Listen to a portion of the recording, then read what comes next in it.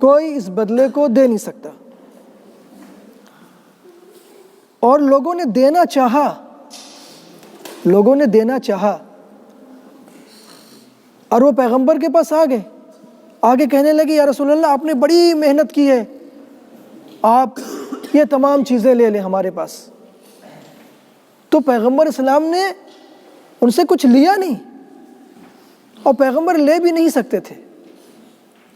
تو قرآن کی آیت اتر کر آ گئی قُلْ لَا أَسْأَلُكُمْ عَلَيْهِ أَجْرًا إِلَّا الْمَوَدَّةَ فِي الْقُرْبَى، کہ آپ ان سے کہہ دیجئے کہ اگر تم کچھ دینا چاہتے ہو تو صرف اور صرف جو میرے قرابت دار ہیں، رشتے دار ہیں، ان سے تم محبت کرو. میرے قرابت دار رشتے دار ان سے محبت کرو. ابھی ہمارے جو زمانے سے ہم گزر رہے ہیں، اس وقت سب سے زیادہ معرفت جس کی ضرورت ہے وہ کون ہے؟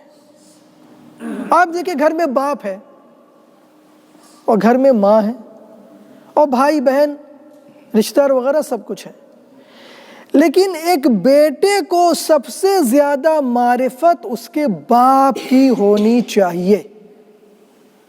اس لیے کہ باپ چاہے ایک بھائی کو اتنی معرفت ہو چاہے نہ ہو، اپنے چچا ماموں کی معرفت ہو نہ ہو، لیکن چونکہ باپ ولی ہے، اصل تو خالق خدا ہے لیکن جنم دینے والا باپ ہے، تو باپ کی معرفت بہت زیادہ ضروری ہے. اگر کوئی آدمی باپ کی معرفت نہ رکھے، ماں کی معرفت نہ رکھے، کہنے کی ضرورت نہیں ہے، ہر شخص اپنے بارے میں سوچ لے کہ انسان اسے کہے گا کیا. ٹھیک ہے نا؟ تو معرفت بہت ضروری ہے. اب آپ بتائیے، وہ جن کی معرفت ہمیں ہو رہی ہے وہ صرف ہمارے ماں باپ ہیں، آپ کے ماں باپ نہیں ہیں. جو آپ کے ماں باپ ہیں وہ ہمارے ماں باپ نہیں ہیں. تو ہر شخص اپنے اپنے اعتبار سے ماں باپ کی معرفت کو رکھتا ہے. لیکن اگر کوئی شخص ایسا ہو جو پورے زمانے کا باپ ہو اور پورے زمانے کی باپ جیسی ولایت رکھتا ہو تو اس کی معرفت کس حد تک ضروری ہے. ایک امام پوری قوم کے لیے باپ کی حیثیت رکھتا ہے. ایک امام پوری قوم کے لیے، رسول پوری قوم کے لیے باپ کی حیثیت رکھتا ہے. یعنی بلکہ وہ معرفت جو ایک باپ کی نہیں ہے، اس سے عظیم معرفت رسول کی ہے اور امام کی ہے. اس وقت جس دور سے ہم گزر رہے ہیں وہ آخری زمانہ ہے میرے عزیزو. جو ہمارے امام ہے پردہ غیب میں ہے، ان کی معرفت اگر ہمارے دل میں آ گئی، جوانوں کے دل میں آ گئی، اور امام سے ہمارا رابطہ ہو گیا، آپ کا رابطہ ہو گیا، آپ یقین مانو آپ کے پرابلم سالو ہو جائیں گے. اس میں کوئی دو رائے نہیں ہے. آپ کو ضرورت ہے کسی چیز کی، آپ جا کے کس سے بولتے ہو؟ اپنے باپ سے بولتے ہو. باپ اگر نہیں ہے، اس کی جگہ پہ بھائی بڑا ہے جو گھر کا ذمہ دار ہے، آپ اس سے بولتے ہو. اور اگر باپ ہے تو آپ اس کے سامنے اپنے پرابلم کو اس طریقے سے رکھتے ہیں کہ وہ آپ کے پرابلم سالو کیے بغیر رہ نہیں سکتا.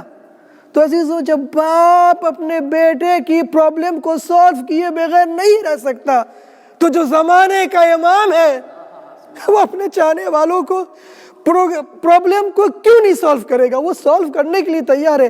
کہتے ہیں کہ تم میری طرف 1 قدم آؤ، میں تمہاری طرف 10 قدم چلا جاؤں گا. یہ ہمارے امام. تو امام زمانہ کی معرفت جوانوں بالخصوص آپ اپنے مسائل کو امام زمانہ کے سامنے رکھو. امام کی معرفت بہت ضروری ہے. امام فرماتے ہیں کہ میرے شیعوں، تم یہ مت سمجھو کہ میں تمہیں بھول گیا ہوں. اگر امام بھول جائے اپنے چاہنے والوں کو تو امام نے کہا نہیں ایسا نہیں ہے کہ میں تم سے بھول گیا ہوں، اگر میں بھول جا چکا ہوتا، یعنی روایت کے مفہوم یہ ہے، تو مصیبت کی چکی تمہیں پیس چکی ہوتی، تم مصیبتوں میں اب تک جو سانس لے رہے ہو وہ اللہ کے فضل سے اس امام کا کرم ہے جس نے تمہیں بھولا نہیں ہے، جس نے ہمیں بھولا نہیں ہے۔ وہ کون ہے؟ امام مہدی سلام اللہ علیہ۔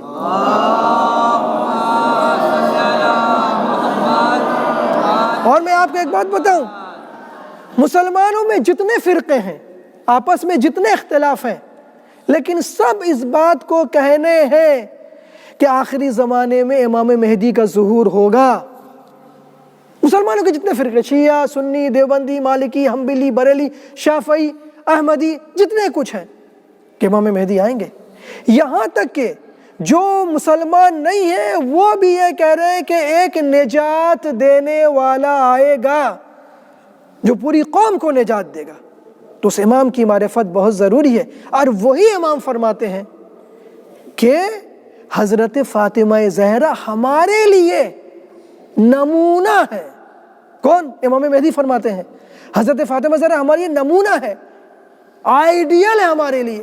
یعنی فاطمہ زہرا اس مقام پہ ہیں جو تمام ائمہ کے لیے نمونہ عمل ہے۔ یہ ہے معرفت حضرت فاطمہ الزہرا۔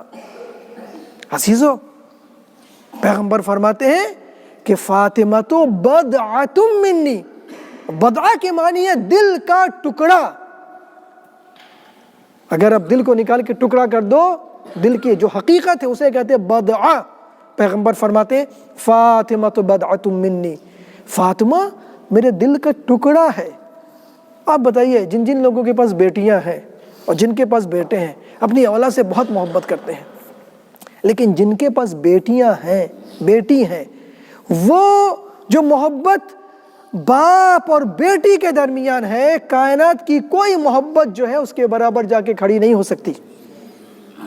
آپ اسے کسی ہندو سے پوچھ لو، کسی کرسچن سے پوچھ لو، کسی جیوز سے پوچھ لو، سب کہہ کہ نہیں، وہ بالکل برابر ہے بات۔ تو فاطمہ زہرا فرماتے ہیں، پیغمبر فرماتے ہیں کہ فاطمہ تو بدعۃ منی، میرے دل کا ٹکڑا ہے، اور جس نے فاطمہ کو تکلیف دی اس نے مجھے تکلیف دی، اور جس نے مجھے تکلیف دی اس نے خدا کو تکلیف دی۔ اے عزیزو، پیغمبر کی آنکھ بند ہونے کے دوسرے یا تیسرے دن میں جناب فاطمہ الزہرا کو تکلیف دی گئی۔ ابھی رسول کا انتقال ہوا ہے اور لوگ بیعت کے سلسلے میں حضرت فاطمہ الزہرا کے گھر میں پہنچ گئے، اور مولا کائنات سلمان فارسی، جناب ابو ذر، جناب مقداد، جناب ابن عباس، یہ کچھ پیغمبر کے رشتہ دار ہیں اور صحابی ہیں، پیغمبر کے گھر میں موجود ہیں، اور دروازہ بند ہے، اور یہ کہا جا رہا ہے کہ فاطمہ گھر کو کھول دو۔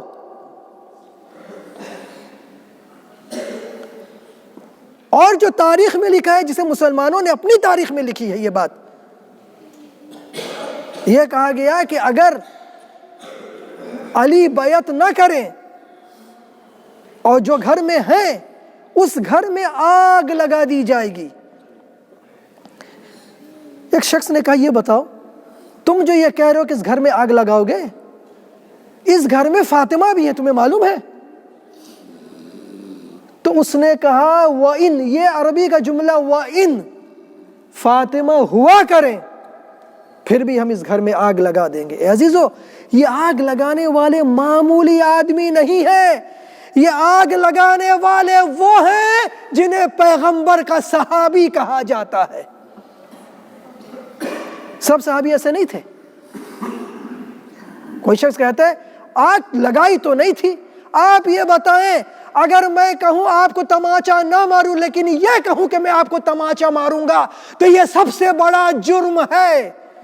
فاطمہ زہرا کے گھر میں اگر آپ کی روایت کے مطابق آگ نہ لگی ہو لیکن آگ لگانے کی دھمکی تو دی گئی، اے عزیزو، جس گھر سے اسلام نکلا، جس گھر سے قرآن نکلا، جس گھر سے پوری معرفت نکلی، اس گھر کو اگر کوئی جلانے کی دھمکی دے رہا ہو تو آپ اس کے ایمان کے بارے میں سوچ لیجئے، آپ اس اسلام کے بارے میں سوچ لیجئے۔ یہ ہے ظلم جو پیغمبر اسلام کے بعد حضرت فاطمہ الزہرا کے اوپر ہوا.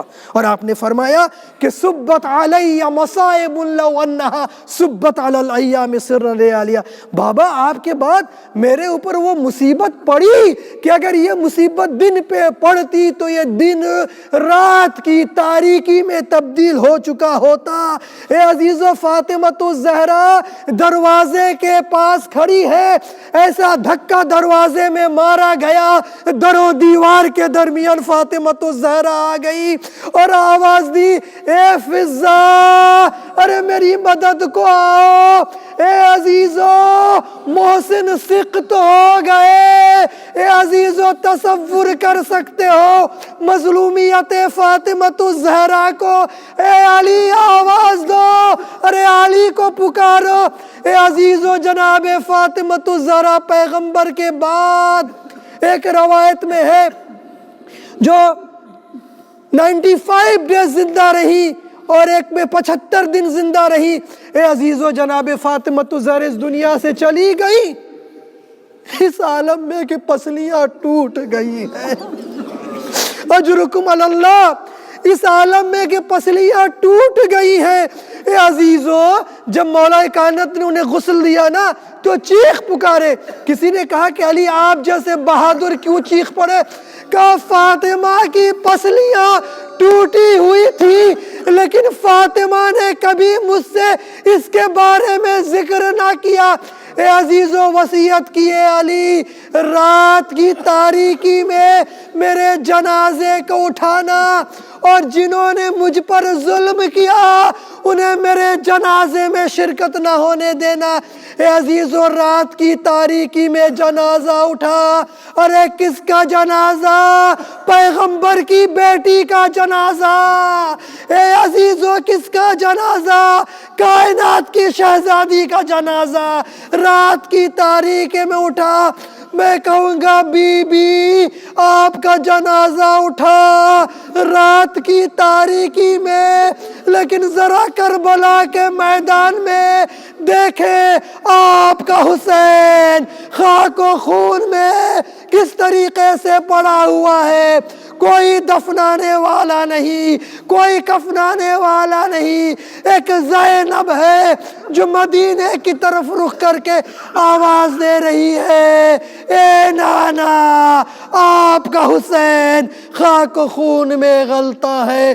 انا للہ و انا الیہ راجعون، رضا بقضائہ و تسلیما لامرہ. پروردگار تجھے واسطہ ہے محمد و آل محمد کا، اس مجلس کا جو ثواب ہے اس کے ثواب کو جتنے بھی مومنین و مومنات ہیں اس دنیا میں جو جا چکے ہیں سب کے لیے قبر کے لیے ذخیرہ عطا فرما. پروردگار جناب فاطمہ الزہرا کی قبر جو ہے وہ معلوم نہیں کسی کو کہاں پہ ہے. پروردگار اس وارث کو بھیج تاکہ جناب فاطمہ الزہرا کی قبر کا پتہ چل پائے. پروردگار اس وارث کو بھیج تاکہ اس کے اوپر بارگاہ بنائی جا سکے. پروردگار تو ہمارے امام کو ہمارے لیے ظہور کر دے تاکہ پوری دنیا میں مومنین و مومنات جو ہیں وہ بہتر طریقے سے سانس لے سکے، تیرے دین جو ہے پوری کائنات میں پھیل جائے. انا للہ و انا الیہ راجعون.